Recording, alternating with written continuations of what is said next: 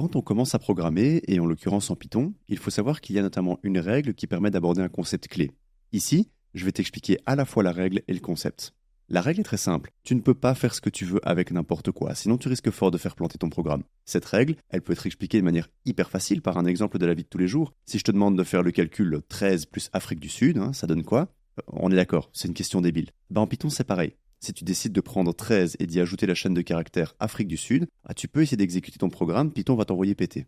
Tu peux voir une belle erreur dans ta console qui te dit que globalement, au niveau des types, c'est pas foufou. En gros, il te dit que tu mélanges des pommes et des tournevis. Et voilà donc le concept que je voulais vraiment aborder avec toi pour commencer. Les types. En gros, un type, c'est une manière dont Python va classer et comprendre les données que tu lui donnes. Un peu comme toi quand tu ranges tes objets dans les boîtes à objets. Selon les catégories, quoi. Les fruits dans la boîte à fruits, les outils dans la boîte à outils, les livres dans la boîte à livres. Python fait pareil avec les nombres, les textes, les listes, etc. Laisse-moi te donner quelques exemples. L'un des types en Python les plus connus, c'est le nombre entier. Pour Python, c'est pas un nombre entier, c'est un int. En anglais, un nombre entier se dit un integer. Et donc, le raccourci de integer, c'est int, les 3 premières lettres, int. Et int représente tous les nombres entiers qui existent, positifs comme négatifs. Par exemple, 13, moins 1, 234, vraiment tous, pas d'exception. Et on va aussi parler un peu des nombres décimaux, ce qu'on appelle un float. Et de la même façon, un float, c'est tous les nombres décimaux qui existent. Encore une fois, qu'ils soient positifs ou négatifs, n'a pas d'importance.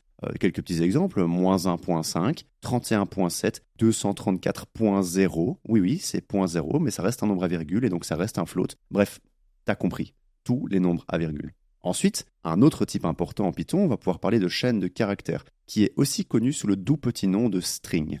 Autrement dit, juste du texte.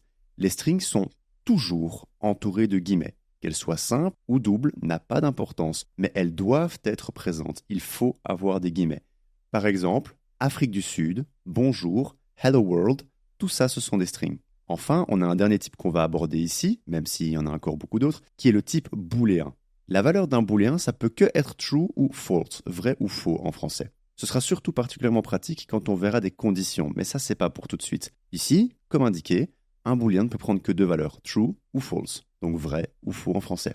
Et là où c'est important de comprendre les types, c'est que chaque type a ses propres règles. Par exemple, tu peux additionner des nombres, mais tu ne peux pas additionner un nombre et un texte. On a déjà essayé, ça a mené à une erreur. On va explorer chacun de ces types en détail et voir comment ils se comportent dans différentes situations au fur et à mesure que le cours avance. L'idée n'est pas de tout faire en une fois. L'objectif, te permettre de mieux comprendre ce que tu fais et t'éviter de faire des erreurs.